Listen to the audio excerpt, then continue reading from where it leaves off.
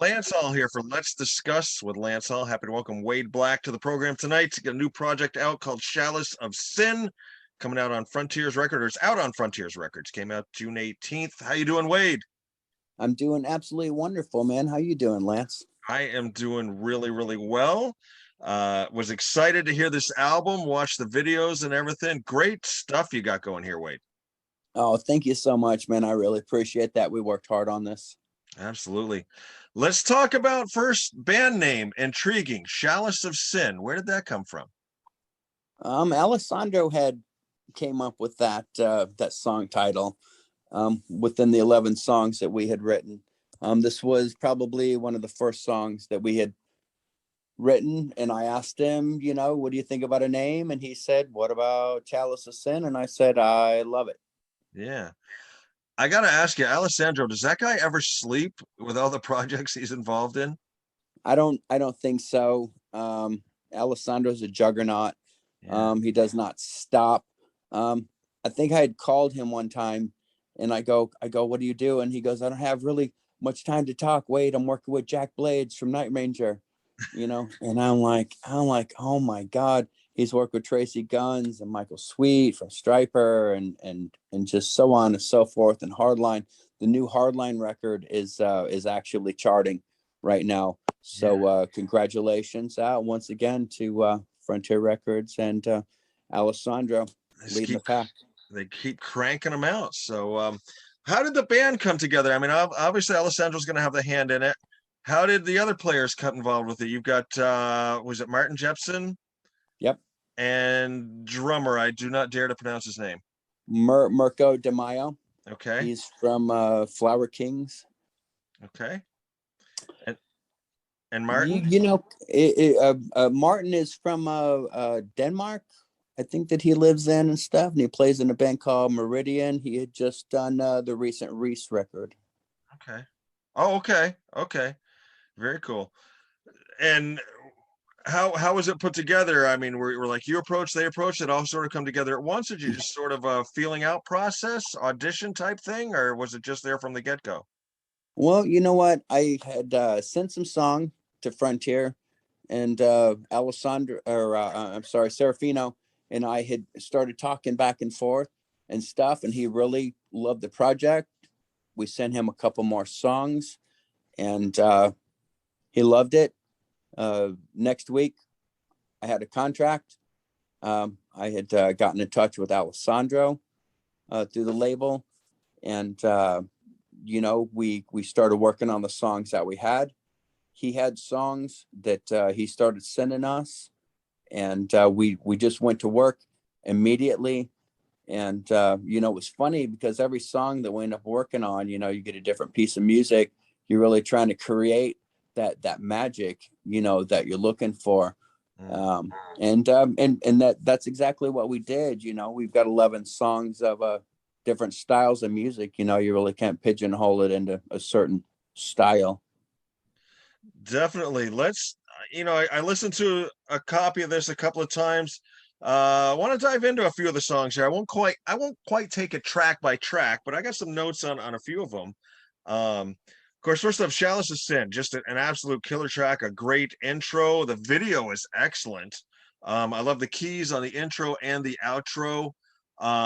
Just an overall great track. Can you give us a little bit of background on this one?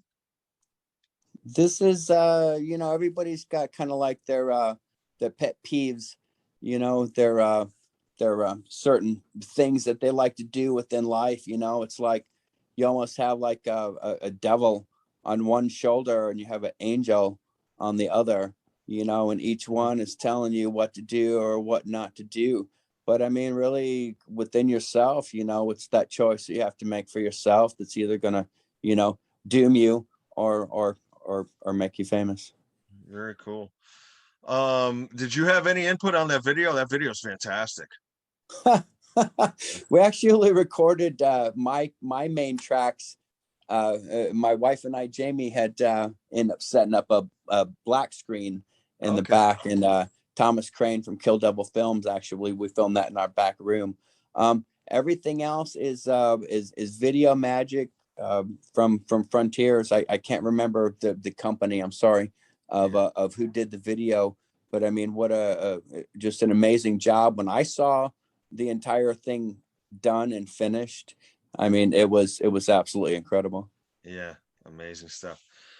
Track two, Great Escape, to me had a little bit of a maidenish vibe to it. I won't say dead ringer, but I was picking up a little bit of that maidenish sort of structure, mood a little bit.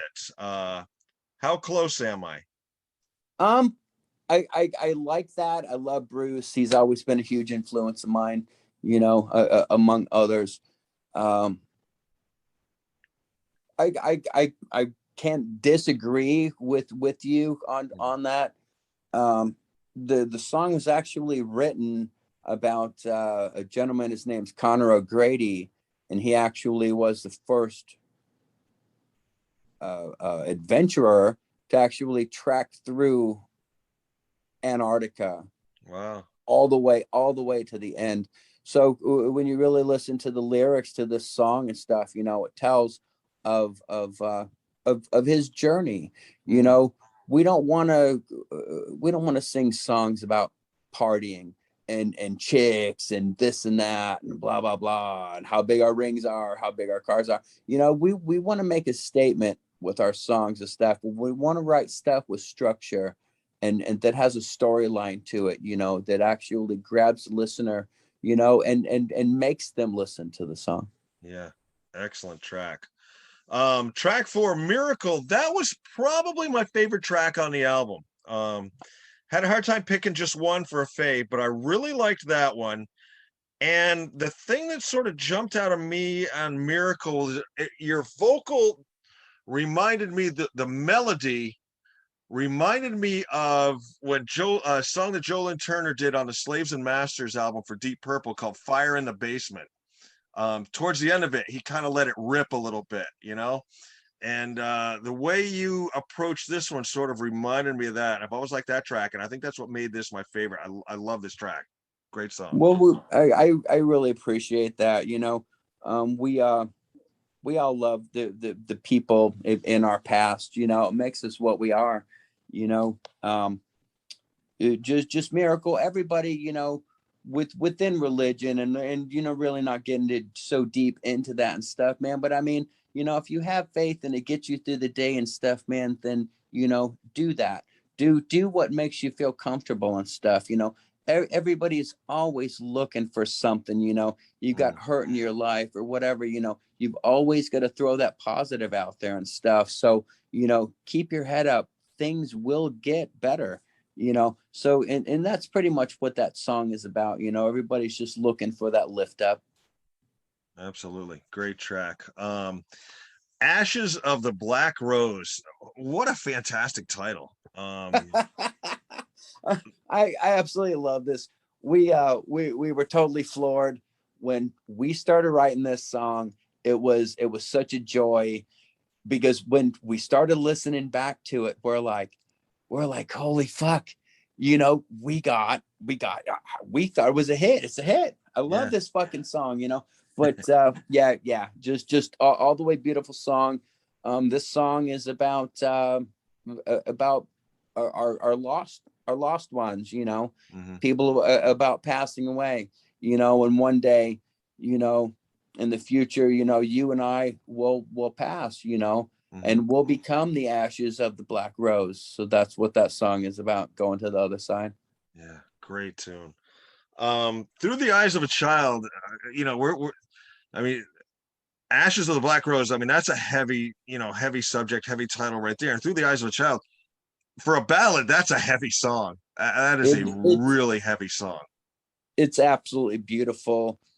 um everybody, when you're born and when you're growing up, you have that innocence Mm, to you, and it only lasts for a particular amount of time before, you start growing up, you start maturing and stuff, and you see how the world really is, hmm. you know. But I mean, really think, if we could always see, through the eyes of a child and stuff, how much that would change the way that you deal with everything about your everyday life, about your every decision that you make, because you still have that innocence. But once you kind of, get polluted a little bit, then, starts to kind of change a little bit.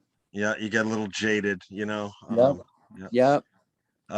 Track 8, I Stand. My note here says vocal tour de force. That's what you were bringing it on that tune. Oh man, I really appreciate it. This is, we don't like people that abuse animals in any way. Of course, yes, we have to eat. Yes, we have to do this and that. I think really where that song comes about is maybe game sport and stuff of that nature. Nobody needs an elephant tusk. Nobody needs a zebra rug to put on your floor, you dipshits. So this is for, the illegal stuff, the dog fighting, everything else, that's not humane. Not to say that all of what we are is humane. Nobody could really put a tag on that, but really for the sport gaming and stuff of that nature, I really feel, in PETA and abuse of animals, period, and stuff, we are totally against. So this is exactly what that song is, and it's a battle cry, for them, because they have no voice to speak. Well, and you spoke for them in volumes on that one. That was your vocal was awesome. Then my job is done. Yeah. Jumping down to the final track, I always love to listen to the final track of the album. I call it my final track test. Is the band working as hard on the final track as they are on the first track? Nightmare was just a great ender. How close did you pay attention to sequencing on the album? What was it, any with the entire thing, like I said, we had gotten sent music only. So we did all of the vocals, the melodies, everything that you hear that's voice, we created here at my house here in Florida. Excellent stuff. The other part I liked about a lot of these songs is the intros and the outros. You didn't, and when the song first started, you think it was going in one direction, then you kind of take it in another, and then you'd wrap it up in an interesting way. I thought that those were brilliant on a lot of the songs on that. Really good stuff. It all just, you're only as good as your experience, Lance. As we come into the next fold and the next music that we end up listening to and working on and stuff, it's just it's what we really feel inside, our passion for what we do, and this is what so many people, they don't understand when they listen to this record, or they don't get it, or they have some sort of negative thing to say. This is something that we feel strongly about. This is a piece of music that we created out of thin air. Yeah. I mean, and it's funny because people that criticize in a way, throughout my entire career, they don't even play instruments. They don't even know what music is. They're just journalists, so they really don't appreciate fully what we do. So, I agree with you 100%, and I mean, I'm one of those that I don't play anything, I can play CDs really good and I can talk. So, I listen to the albums and I talk to the people, but in doing this, I've learned so much about what goes into, learning to play, learning to sing, putting it all together. And nowadays with like file sharing and putting all that together, so much work, it's astronomical. It's crazy. I mean, anybody can make a record, anybody can auto tune something, and anybody can make something sound good. Live is really where we come alive, and we stalk the stage. We just don't play it. We stalk it, and we stalk the crowd, and we live this every single day. This is just not a hobby for us. This is a lifestyle. For us. This has been my whole entire life, that I've always dreamed of this, and it's funny that I've lived my life, my dream, 10 times over. Mm. Speaking of that, I read you started singing when you were like 4 or 5. You joined a choir like in 4th grade. So when you say you go way back, you go way back. Way, Just way, way back. I used to get teased in high school because I used to sing in chorus, mm. but it was funny. I was the one that was getting all the girls. So There you who, go. who loses in that genre? Yeah, I had sang all my life. I knew that I was able to sing later in my life and stuff. I ended up taking some opera lessons, really getting serious about it. That's when other things had went along. My first band, Lucian Black, then of course Crimson Glory, and Right. and Leatherwolf, and so on. Where was the moment? What triggered the singing thing with you? Was there a song you heard? Was there someone in your life that heard you sing that encouraged you? Where was the sort of genesis of it? Where did that come from? Do you remember? I really appreciate that question. It was my dad's sister, Mary, that used to sing me. Jeremiah was a bullfrog Okay. back when I was younger, and I think that's really where it all started.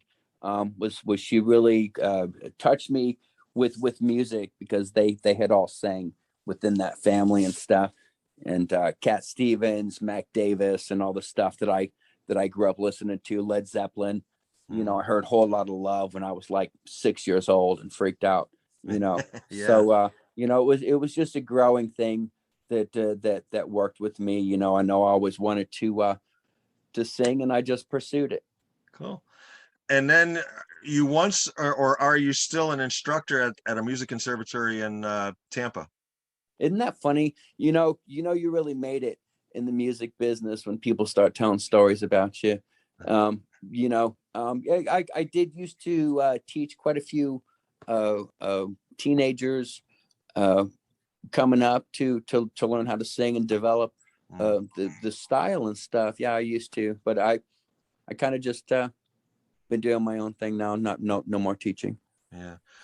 With teaching vocals like that, did you learn a lot yourself in the course of teaching? It's funny that you ask that. Every single person that you deal with, that you're trying to teach, has a different way of trying to pursue that vision. Yeah. What they're really looking for. It's amazing to actually see them grow week after month. A couple students I had for a couple years and stuff that actually went on to do some really good stuff. It's Mm. just all in the positive motivation that you feel, that you're actually giving to the person that you're trying to teach, man, and they grasp onto it, and it's a beautiful thing. Yeah. You mentioned Lucian Black. Yeah, I read a little bit about experiences in that band. Was that sort of where you first broke into business? You learned a lot what to do and what not to do in that band. Would that be a correct assumption? I would say so. That's probably like maybe my third band that I had gotten into. We started playing the local clubs around here, started getting some success, recorded a couple records, and so on and so forth. It's funny that you mentioned that band, because that band has been played on some motion picture soundtracks. If you don't know, Hmm, I did it's not know that. actually been played on The Gray with Liam Neeson, Okay. where the plane wrecks and wolves come and try to eat him in the snow and stuff. I'm singing on the jukebox in the first bar scene I fight. got to go back and watch that movie now. In the movie, I had a friend call me from Greece and said, "You're on the movie. Oh my god, oh my god, oh my god." Lucian Black is also on Dante's Echo with Danny Glover from Wow. Lethal Weapon. I sing on the jam box when the guy's getting hammered in the head in the murder scene in Yeah. that movie. I think Lucian Black was also in Pale Rider. I think it was the winner of Cannes Music Festival in French Riviera a Wow. couple years ago. So, and I'm like, get the flip out of here. I mean, but it's kind of funny things end up coming back around full circle. So Yeah, very cool. Now, you said that was like your third band. Early bands, I'll throw out a couple if I've done my research right. Astaroth and Slash Marard. get the fuck out of here. Yeah. That's funny. Yeah, we actually used to be called Wicked Dog before Okay. we were Slash Maraud, and we used to go and to the Halloween store, and we'd buy these plastic bones that we throw out to everybody and stuff when we were playing. It was awesome. Very cool. I also read both your father and your grandfather were Army. You kind of grew up in a military atmosphere. First off, we want to thank both of them for their service. Did that help you as discipline yourself, as a vocalist, as a person type, and growing up in that sort of environment? My dad kicked the crap out of me when I was younger. I guess it gave me a great work ethic. I'm kind of little ill tempered every once in a while. I guess it's because I'm Leo and I'm Irish. But yeah, in the end, I mean, we always try to throw water on the fire before it happens. Yeah, yeah. And I also read, in addition to singing and doing all these projects, well, first off, let me ask you this before I ask you this question. Of course, you got Chalice of Sin coming out. Did I just see Seven Witches is going to have a reunion in August? Was it Belgium? That's awesome that you say that. Actually, James Rivera, Mr. Vampiro himself, and Jack Frost are going to start recording a new Seven Witches record. And yeah, they have Alcatraz going on here in Belgium coming up in August. And I've been invited to sing on a song with James, Metal Tyrant. Excellent. With all these projects you've been involved with, Seven Witches, Leatherwolf, this one, Chalice of Sin, Crimson Glory, must be like pinch me moments. Is this really happening? Are you able to feel that? It's funny that you say that, because when you're doing it, actually kind of not, but in the end, when the record comes out and you see all of the reviews and the love from everybody all around the world and stuff, I mean, it's euphoric.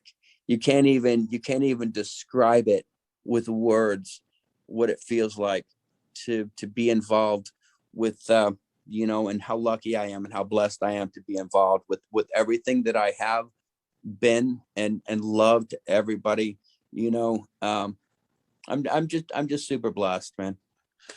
And with you being in the business as long as you have, you've seen the changes of record labels and MTV and stuff like that go to YouTube and social media and do it yourself type stuff.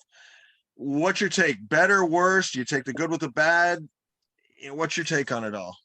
Everything's so instantaneous now. I guess you really don't have a choice. Yeah. I mean, the record labels are the ones that determine, and I actually think the record labels are the ones that determine what the next style of music's going to be. I mean, it's just so hard to say. The technology is moving so fast. Yeah. Next thing we know, fucking robots are going to be making themselves. Yeah, exactly. Oh my God, what the fuck? Wouldn't that be something? Right. But I mean, you really have, I mean, the pay scale on it to where you used to get advances and stuff. Now you don't get advances. You get paid streaming and so on and so forth. And however else the platform changes and stuff. I really think in the end, you just need to adapt and be able to just move on to the next chapter, what's going on. So many bands have done that. Annihilator, Armored Saint, I mean, these guys continue to thrive and continue to do what they do and do what we all do. It's just try to create great music. And those checks for 8.5 cents for every 5 million plays on Spotify really come in handy for keeping the lights on, don't they? I'm going to drive over somewhere and I'm going to jam my foot right up somebody's a-hole. I'm like, are you serious? I had gotten a check. I think I actually hung it up on the wall. I think it was like for $8.15. I'm like, are you serious? It wasn't even worth the paper that it was printed on. So Yeah, it's rough out there, man. definitely. Now, in addition, this brings me back to what I was going to bring up a few minutes ago. In addition to doing all this music that we're talking about, you also have a business where you fix classic cars, Mopar Rules. I do Mopar's rules. Actually, my wife has a Pontiac and stuff. She's looking Okay. at me. I'm crazy right now. But yeah. I work in a body shop and stuff. I've done work on cars for years and stuff. I love old cars. I love classic cars and stuff. But yes, Mopar is my favorite car. Nice, excellent. Is this a Chalice of Sin? Hoping to get this band out on the road at some point? God, or we're talking with one of the major promoters that are with over in Europe. Of course, everybody's backlogged Yeah. from COVID and everything else. All the festivals are double booked for the next couple of years and stuff. I would really like to think that we will get out to tour. I know that we will do another single for the next record that we do here coming up within the first couple months of the new year. There will be another Chalice of Sin record, I guarantee that. Nice. With the success and the over 125,000 hits that we've had on streaming, and people that have hit the video, and everybody that have shown us love, I really think that the next record that we do could be really, really great, man. Yeah, absolutely. Very cool. Talking with Wade Black here for Let's Discuss with Lance Hall. Chalice is sent out on Frontiers Now. Just a great album. Excellent stuff. 11 killer tracks. Wade, I always like to end with fun, silly questions. I'm hoping these are questions you've never been asked before. Does this sound good? Do it. If you could speak any language that you don't speak now instantly, what language would you pick? Latin. Latin. Given your choice of dishes or laundry, which would you choose? Oh my God. I always get bitched at if I doing the wrong laundry and not keeping the whites with the blacks and this and that stuff. So I'm going to say dishes. Right. Favorite toy growing up as a child? Oh, for God's sakes. Oh my God. My Darth Vader Star Wars action figure case. All right. Favorite old school wrestler? The freight train, Joe LeDuc. Oh, wow. You're going way I back. actually met him when I was out. I was 6 years old, and I met him out at the beach. And I told my dad, I said, "That's the guy I see on TV." And he's like, "No, it's not." And I'm like, "Yeah, it is." And it was Joe LeDuc. I remember seeing him. Remember the LeDuc brothers used to take on the Vachon brothers in those tag team matches? I used to see them up here in Vermont as well. They used to come to a place down in Barrie. It was great. Dude, Jack and Jerry Briscoe have a body shop over here in Tampa. That's right. They do. Excellent. Have you ever prank called someone? I tried not to, but it's probably because they owed me money. Favorite cartoon character? Oh my God, Woody Woodpecker. All right. If you could go back in time and eat one of your mom's home cooked meals from your youth, what would you have her fix? Oh my God, she used to fix this stuff in this glass bowl. She put biscuits on the inside, and she put sloppy joes and biscuits over the top. So, ooh, yeah, that sounds it good. was brutal. It was brutal. Now, we talked about a lot of the movies that your songs have been in. If you could pick a television show to have, like, say, a Chalice of Sin placed in, what TV show would you pick? Game of Thrones. Game of Thrones. Very cool. Last one, and this is the one we have the most fun with. And if your wife wants to chime in on this, it's always fun to get the spouse's opinion on this as well. Jamie, come here. All right. Lance says he needs to get your response on this question as well. So it's always fun to get the spouse's opinion as well. And both of you can answer this. Wade, if they were to make a biopic of your life, what actor would you pick? And then what actor would Jamie pick to play you in the movie? Oh God, I don't. I say Val Kilmer for me. Val Kilmer. What? Yeah, man. Why not? We'll shave a mohawk on him. Nothing. You got nothing. I'm blank, dude. You got Jamie's nothing. got nobody. She'd probably say Billy Idol. I usually come up with like Brad Pitt or whoever, The Rock or somebody like that. No way. More realistic. Very cool. Excellent. Wade, has there been anything I haven't asked you, anything you didn't get to talk about, anything you wanted to throw into this interview? The floor is yours.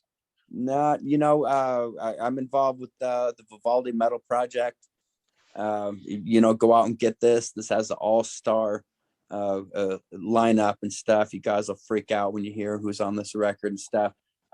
We're just looking forward to the future.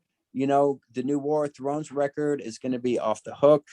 It actually has Patrick Johansson from Yngwie Malmsteen playing drums, and it also has Bill Hudson from Udo and Doro and TSO coming and guesting on this record, and it's actually going to be set on fire and thrown out into the air.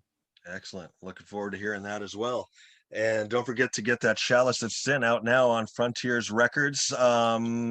I can't remember if you said, is there any more videos coming out for any of the tracks? Did we talk about that at all? We want to try to film something else and stuff, but I really don't know whether that's gonna end up happening and stuff. It's all in planning stages right now. Like I said before, there's going to be a new Chalice of Sin single that we're going to work on here pretty soon. So I've been back in touch with Alessandro. So there's, look at everybody that we have on the roster and stuff. The sky's the limit for us. Absolutely. Very cool. Wade, best of luck to you in the future. This has been a blast. Would love to get out to see you sometime if you ever get out on the road and get up here towards Vermont, or if I get down there towards Florida. You let me know when you're here, brother. We'll have a blast, man. Sounds good. Enjoy the rest of your evening, Wade. Thank you for your time, sir. Bye-bye.